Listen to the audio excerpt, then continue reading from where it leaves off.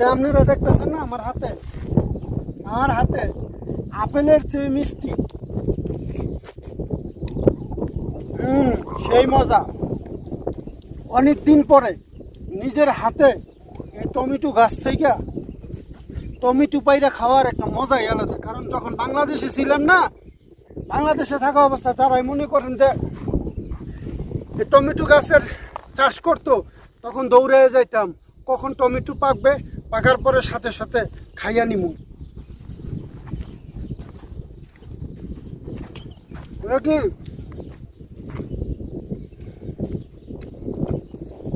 এটা কিন্তু ধনিয়া না, দেখতে ধনিয়ার মতন, এটা ধনিয়া না।